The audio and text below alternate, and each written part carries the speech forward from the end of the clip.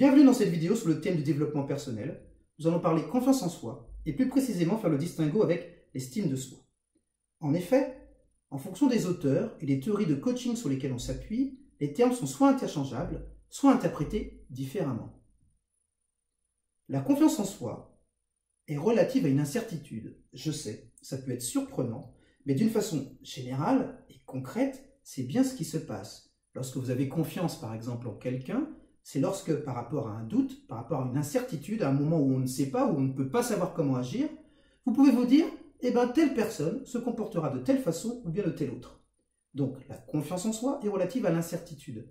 Elle est relative à un comportement, une attitude, une posture que quelqu'un pourrait avoir dans une zone de doute. Pour ces raisons, la confiance en soi est primordiale lorsque l'on sort de sa zone de confort. Dans sa zone de confort, il n'y a pas de doute, il n'y a que des certitudes des choses établies, il n'y a pas de risque, donc à partir de là, la confiance en soi n'est pas aussi nécessaire qu'ailleurs. Pourtant elle existe parce que quand on est dans une zone de confort, c'est qu'on a réussi à créer ce climat de confiance pour évoluer soi. En revanche, en dehors de cette zone, incertitude. L'estime de soi est un autre concept, dans la définition que je vous donne. L'estime de soi est relative à la valeur. Avoir une haute ou une mauvaise estime de soi, c'est avoir une haute ou une mauvaise appréciation de la valeur que l'on a. Pour ces raisons, confiance en soi et estime de soi évoluent souvent ensemble. J'estime avoir de la valeur, j'ai confiance en moi, je suis sorti de ma zone de confiance, pas de souci.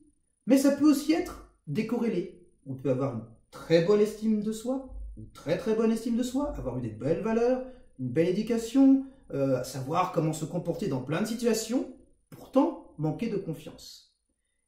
Et tous les autres cas de figure, parce que vous pourriez aussi avoir énormément confiance en vous et avoir une piètre estime de vous. D'ailleurs, c'est le cas de Jean Valjean dans Les Misérables de Victor Hugo. Vous pouvez avoir été voleur, une confiance hors norme, mais pourtant une mauvaise estime, parce que lorsque vous vous rendez compte que vous n'êtes qu'un voleur, eh bien ça ne va pas et vous vous rendez compte que vous allez tout faire pour vous racheter. Donc si on prend ces deux concepts de façon séparée, on peut alors traiter différemment ou appréhender différemment les personnes qui manquent de confiance en elles. Parce que évidemment, si la confiance en soi et l'estime de soi sont séparées, du coup, il devient de les jauger différemment. Dans le cas de l'estime de soi, il y a une échelle qui s'appelle l'échelle de Rosenberg, qui est très bien, et je vais vous mettre le lien juste là, enfin il y en a plusieurs, vous tapez sur internet, vous la trouverez, qui par un jeu de questions toutes bêtes, réussit à vous dire à quel niveau d'estime vous êtes de vous-même. Typiquement, c'est une échelle qui va comparer par rapport à d'autres individus en vous disant pensez-vous, face à une situation donnée, pouvoir faire aussi bien que les autres, mieux, etc. Et vous allez juste mettre vous allez juste jauger, en fait. Vous allez mettre une jauge dans laquelle vous allez dire je suis plutôt tout à fait d'accord avec la question, en désaccord, etc.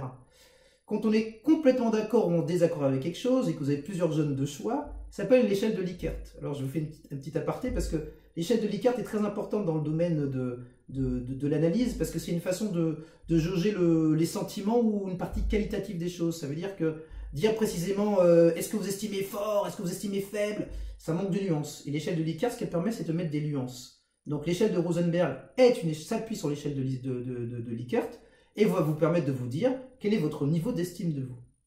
Donc voilà, je ne vais pas faire des vidéos qui sont trop longues, je voulais simplement vous dire que la confiance en soi est quelque chose qui se construit, qui va être utile dans la zone de confort, mais qui surtout va vous permettre d'aller en dehors de cette zone-là. Elle est indispensable pour se réaliser, mais elle n'est pas forcément relative à l'estime de soi, des fois oui, des fois non.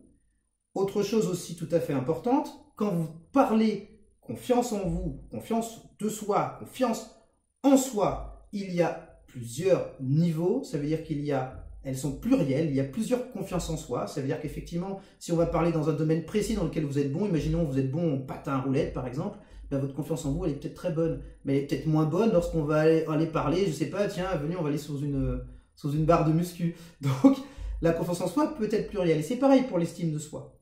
Donc à partir de là, il y a beaucoup de choses à construire. Nous allons y aller petit à petit, comme je vous le dis dans mes vidéos, la méthode Kaizen, je vous expliquerai après, les petits pas, etc.